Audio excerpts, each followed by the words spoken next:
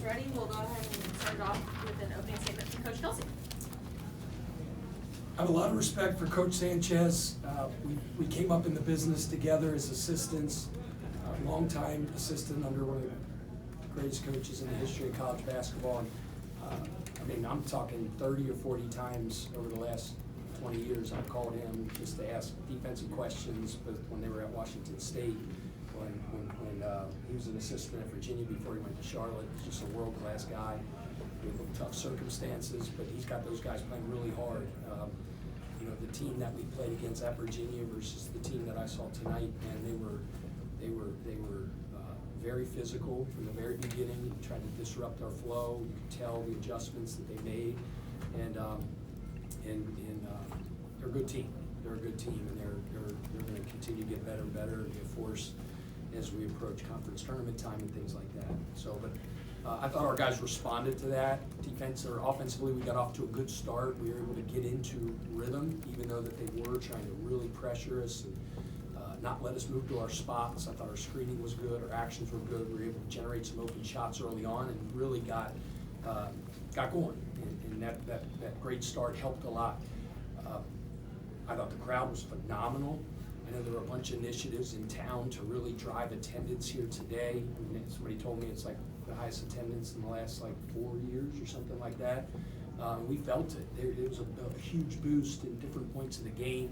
When you hear that young roar and the crowd gets on their feet, it really just injects energy into us. It's such a factor, and it was a great atmosphere today. So a big shout out to our fan base.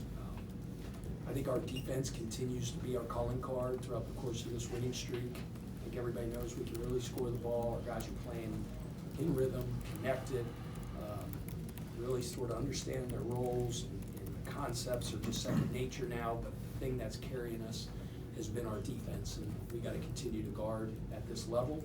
We play a very good team on Tuesday down in Dallas, and SMU, one of the most talented and dangerous teams in our entire conference. It's going to be a tough environment. We got to have 2 great days getting ready.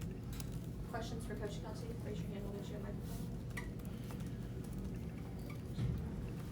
Brooks, could you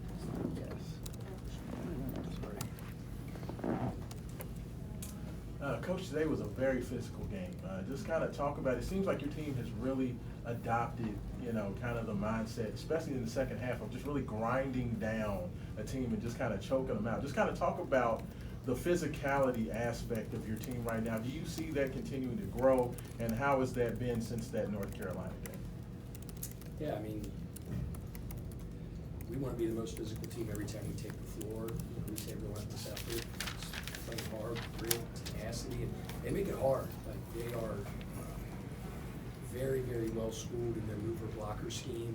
They screen you, and they screen you again, and they illegal screen you. And I'm not saying it's illegal screens, but you can't call all of them.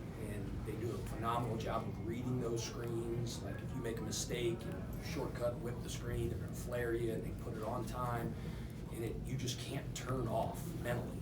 You got to stay engaged and continue to execute your system. And then they've done a good job of adapting, or not adapting, but mixing pick and rolls with their off-ball mover blockers. So now you got to go from guarding all the off-ball screens to all of a sudden they put you in pick and roll. So they do not let you turn off. In terms of number of possessions in the game, they're one of the slowest paced teams in the country, and they force you to stay locked in deep into possessions. And I think that's what our guys did. Not perfect, we made a bunch of mistakes, but nobody ever is perfect, is they stay engaged and continue to guard as they continue to grind us and screen us. Yeah, Pat, I'm paraphrasing Terrence a little bit here. He was saying he feels like this is the most he's grown within a season, maybe in his collegiate career. And his all-around game as a defender, distributor, where have you seen him take big steps forward? The biggest steps, he can score. He can score in his sleep. Like, that kid can give you 20 before he gets out of bed. Like, he is a talented scorer in a bunch of different ways. But what I've seen over this winning streak, and I said this to you after the first couple games that we won, he's been one of the major catalysts in our defensive rise. He's taken pride in it. He wants to guard the best player. You guard number 11 on the other team. Everything is for him. You are chasing him in fat wants the best player on the other team. And I think it's really given our other guys courage, and he's really set the tone.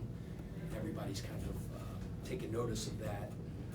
We gain momentum that way. So I think he can always score, and he always will be able to score, but his defense is like going through the roof, and I'm proud of him. Yeah, you guys have won 8 in a row now. A lot of times you see in sports when teams get on a roll, they get distracted or they start feeling good about themselves. What in particular have you done to keep your guys focused in Next the thing. right direction? Next thing. It's all we talk about. I've said this a bunch of times in these press conferences, the most important thing in the history of our program is the next thing we do. And that's all we worry about. I love that you guys are talking about an 8-game winning streak because that's good for our program. It puts people in the seats, recruits notice it, keep writing it. We're not talking about it. Like, we are going to have a great recovery day tomorrow. There will be a mental day. We'll be excellent in our film session. We won't do anything physical. We'll walk through. And this game will no longer exist when they wake up tomorrow. We celebrate the wins. We celebrate them because we work hard. You know, and a lot of times put it. We celebrate in that locker room. We do our dance. We hoot. We holler. We cheer. Because I think it's important to have joy in your work as well. I mean, you can tell our guys are playing with joy. Good things happen to their teammates, and we always talk about tight huddles during the game. They're in huddles, and they're going smiling and dancing. I love that. Joy in your work, but it's just about having the best preparation day in your program's history tomorrow, and we'll do that again on Monday. Short turnaround, travel day, go to Dallas and play against a really, really good team. So there is no such thing as an 8-game winning streak. All that's over. It's SMU. Yeah, did you notice the students? They had their hats on for rain. The little umbrella hats. I did not. That's sick. I was just because we spoke over the summer and he talked about just how important it was to make the students feel like that that this was their program. We're just wondering to have that strong of a showing from tonight. That's awesome. They're wearing That's those awesome. hats for rain. Just how does that make you feel? That's the deal. Like we talk about the energy that the crowd gave us today, the heart and soul of any college basketball program is their student body. That's the epicenter. It's their team. When you look up there and that big section behind in there, it's not like it's a spattering of people. I mean, they're packed in there like sardines, and they are making an impact in the game. So I heard Sean Miller talk about it the other day when Xavier beat Villanova, and I saw a clip of his, and he was just saying that was the push. We don't beat them without them, and I feel the same way when our student body makes an impact in a game like that. Young was a difference maker today, man. Let's keep that going. Coach, Chucky goes off against Syracuse last game, lights out. Today, first half, he's 0 for 7 from the field, from the court in the first half. But you look up, it's 39-28, you're up 11 at halftime. This team has just seemed to be able to be so consistent scoring regardless of who it is. What do you put the finger on? I mean, how that happens? until I did the post-game radio interview with Jody Demling, and he said Chucky was 2 for 13. I had no idea. I really didn't, because I felt like he was dominant. I mean, he had 8 points, 8 assists, 4 steals, and 1 turnover. And he took tickets, and he sold hot dogs, and did everything. So, point guard, I say it all the time, Skip Prosser used to say, you give him the ball at 12 noon, he gives it back to you safe and sound at 2. And that's what Chucky Hepburn does. Listen, he is playing like one of the best point guards in the country because he is. Somebody said top 5 point guards in the country. Name 5 better than him. He's really, really good. And he impacts the game on the defensive end. Great leader, can really score. He's had 27, 30 in a game. Scored 8 tonight, and I thought he was dominant. Absolutely. Well, and I'm just speaking of just more of the scoring. It's just, one night is Javon, another night is Rain goes crazy. But it always seems like somebody steps up every time. Like what Yeah, I mean, pushes I that? think that's one of the strengths of our team is that you can't circle one guy on the scouting report. Javon's had 32 in a game. Pat's had 27 in a game. Rain's had 27 twice.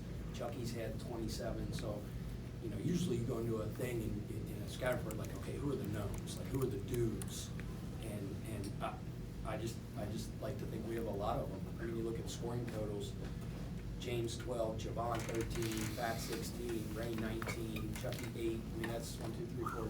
That's 5 guys in double figures.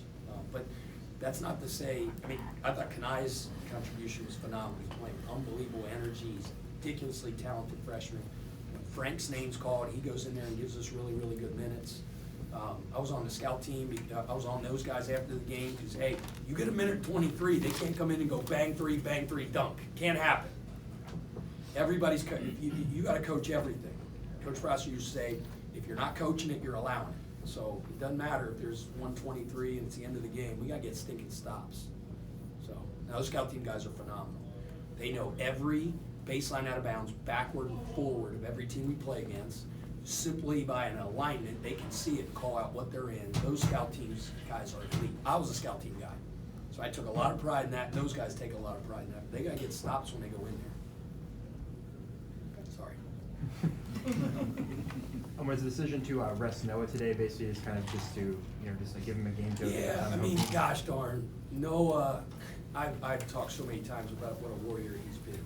I mean, a kid broke his thumb, played the first game with a broken thumb, we didn't know it was broke yet. Then he gets surgery, has 4 pins put in, and goes, can I still play? And the doc goes, yeah, but it's gonna hurt. He's like, can I hurt it any worse? No. He stinking played. Well, what happens is, he's getting it nicked, he's getting it banged, fell at Syracuse and fell on it, we got it x-rayed again, everything's fine, but it's sore, it's swollen. So we're gonna try to let it settle down a little bit. We don't have any word on what we're gonna do on Tuesday.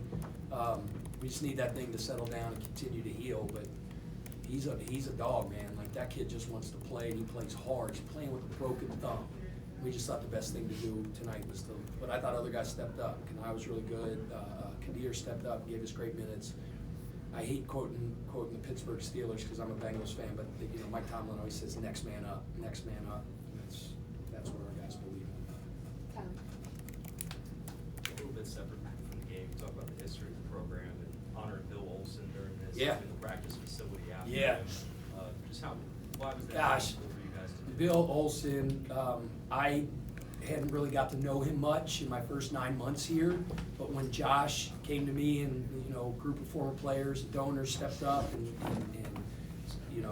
this idea came up, I found out a lot about him, then I had an opportunity to meet him, spent a lot of time with him the other day. Bill Olson is as responsible as anybody for the dynasty, for the brand, for the elite brand that Louisville Athletics is. He was assistant basketball coach, recruited a lot of those guys for Coach Crum that were on the national championship teams. Those guys adore him, they love him. He's a former Marine.